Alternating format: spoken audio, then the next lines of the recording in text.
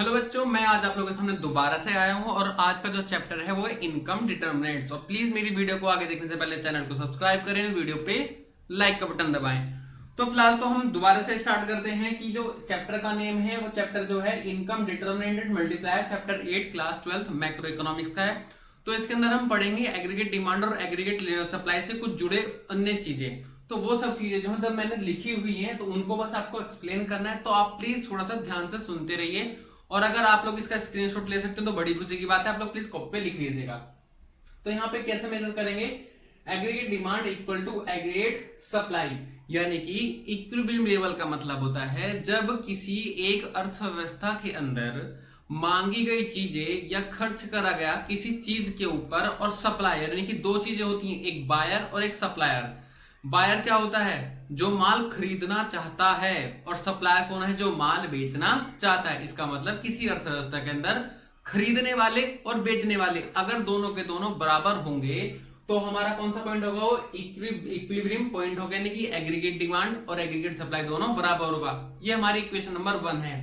और आप लोगों को पता है कि एग्रीगेट डिमांड इक्वल टू क्या होता है, कंजम्पशन प्लस इन्वेस्टमेंट, और consumption plus saving, aggregate supply का मतलब। कुल मिला के अगर देखा जाए तो कंजम्पशन दोनों में बराबर है यहां और यहां कंजम्पशन कैसी है, बराबर है। तो एक साइड अगर मैं काट दूं तो सिर्फ क्या बचेगी मेरे पास, इन्वेस्टमेंट इक्वल टू सेविंग। यानी कि किसी अर्थव्यवस्था में, यानी कि अपने आप को इक्विलिब्रियम होने के लिए कितने पॉइंट चाहिए, दो। पहला, जब हमारा एडीएस के बराबर हो जाता है, या फिर हमारी इन्वेस्टमेंट हमारी सेविंग के बराबर हो जाती है। तो उसी के कुछ एजम्पशन है कि जो कंजम्पशन है वो हम नॉर्मल कंजम्पशन मानेंगे, केवल कंज्यूम करने के पर्पस से किया गया खर्चा हम उसको कंजम्पशन मानेंगे। और इन्वेस्टमेंट जो है वो ऑटोनॉमस इन्वेस्टमेंट है, जो कि गवर्नमेंट के द्वारा सिर्फ अपनी सामाजिक चीजों की गतिविधियों को चलाने के लिए करे जाते हैं। तो हमारी कुछ दो एजम्पशंस हैं, और इसके नीचे मैंने कुछ चार्ट ये बनाया हुआ है और कुछ ये चीज है, तो आप लोग प्लीज थोड़ा सा वीडियो पे देखते रहिए। इनकम मैंने अपनी तरफ से मान ली 0, 100, 200, 300 ऐसे कुछ मान लिया। कंजम्पशन भी मैंने अपनी तरफ से मान ली। मैंने आपको बताया था कि 0 की इनकम होने के बावजूद भी कंजम्पशन मेरा ऑलवेज पॉजिटिव होगा, क्योंकि जो बच्चे हैं, जो जैसे कि आप ही हो, आपकी अभी इनकम क्या है, 0, लेकिन कहीं ना कहीं खर्चा तो आपका भी हो रहा है, आपकी ट्यूशन की फीस, आपकी स्कूल की फीस, आपके और बहुत सारी चीजें हैं, तो वो चीज कंजम्पशन होगा ही होगा।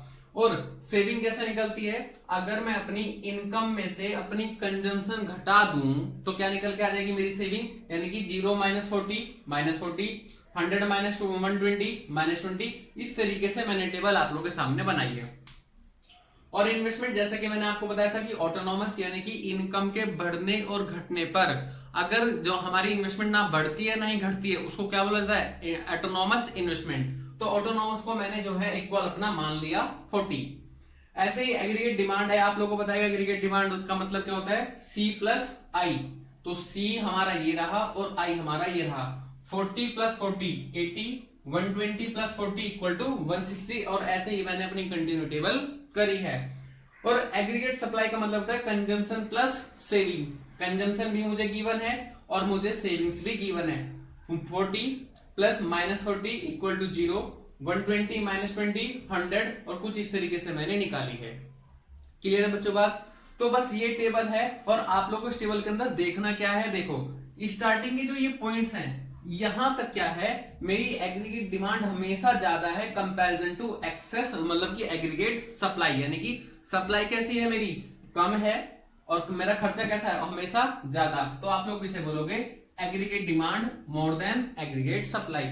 लेकिन इस वाले पॉइंट पे जो 400 इक्वल टू 400 है, इसका मतलब aggregate demand equal to aggregate supply. और जो इसके बाद वाला पॉइंट है, देखो यहां मेरी डिमांड कैसी है, कम हो गई है, जबकि बेचने वाले लोग कितने हो गए, बहुत ज्यादा हो गए, यानी कि एग्रीगेट डिमांड मेरी कम हो गई एग्रीगेट सप्लाई से। तो ये 3 पॉइंट थे। अब एक अर्थव्यवस्था के अंदर मान लीजिए इन तीनों पॉइंट में ये पॉइंट तो समझ में आता है कि एक अर्थव्यवस्था जो है इक्विलिब्रियम होती है जब एग्रीगेट डिमांड एग्रीगेट सप्लाई के बराबर हो जाती है। लेकिन आप लोगों को पता होगा कि ऐसा नॉर्मली किसी भी अर्थव्यवस्था में नहीं होता कि हमारा एग्रीगेट डिमांड एग्रीगेट सप्लाई के बराबर हो जाए। तो क्या होता है कि अगर एग्रीगेट डिमांड कम हो जाए, क्या होता है अगर एग्रीगेट डिमांड बढ़ जाए in comparison of aggregate supply. तो मैंने कुछ 2 कंडीशन लिखी है। तो कंडीशन है कि when aggregate demand is more than the aggregate supply, जब मांगने वाले किसी अर्थव्यवस्था के अंदर ज्यादा हो जाते हैं और खरीदने बेचने वाले कम हो जाते हैं, तो समझना क्या होगा, इंप्लॉयमेंट के, इन्वेंटरी और कंजम्पशन, इन तीनों के ऊपर क्या फर्क पड़ेगा। सोचो बच्चों मेरे साथ में कि अगर मांगने वाले ज्यादा हैं और मार्केट में बेचने वाले कम हैं, तो सिंपल सी बात है, जो मार्केट में बेचने वाले हैं वो माल को ज्यादा से ज्यादा बनाना चाहेंगे, और माल ज्यादा से ज्यादा बनेगा तो इंप्लॉयमेंट भी क्या होगा, इंक्रीज होगा। समझ में आई बच्चों बात। और इन्वेंट्री यानी कि जब मांगने वाले ज्यादा हो जाएंगे तो बेचने वाले कैसे कम है, तो जो बेचने वालों के पास में ऑलरेडी बना हुआ माल रखा था वो उसको फटाफट फटाफट क्या करेगा, सेल कर देगा, जिससे उसकी इन्वेंट्री क्या हो जाएगी, डाउन हो जाएगी। और कंजम्पशन, जो हमारा एग्रीगेट डिमांड है वो कंजम्पशन कैसा होगा, वो भी इंक्रीज हो जाएगा। क्यों, क्योंकि वो ज्यादा मांग रहा है, यानी कि चाहे फर्म हो चाहे हाउस होल्ड हो, वो बचाने नहीं हमेशा खर्च करने के लिए सोचते हैं, कंज्यूम करने के लिए सोचते हैं, तो ये भी कैसा हो जाएगा, मेरा इंक्रीज हो जाएगा। समझ में आई। अब ऐसे ही number 2, when aggregate demand is less than the aggregate supply, जब हमारा एग्रीगेट डिमांड कम है, यानी कि मांगने वाले लोग ज्यादा, यानी कि एक अर्थव्यवस्था यानी कि इकोनॉमिक के अंदर नहीं है, जबकि बेचने वाले ज्यादा हैं, तो देखो क्या होगा, एम्प्लॉयमेंट, जो बनाने वाले वो ऑलरेडी इतना माल प्रोड्यूस कर चुके हैं कि खरीदने वाला कोई है ही नहीं, तो क्या करेगा, वो जो माल बनाने के लिए उसने कारीगर रखे होंगे, लेबर रखी होगी, उनको क्या करेगा, निकाल देगा, क्योंकि जो माल नया तो बनाएगा नहीं, क्योंकि वो पुराना ही नहीं माल बिक रहा, तो हमारा एम्प्लॉयमेंट क्या हो जाएगा, डिक्रीज हो जाएगा।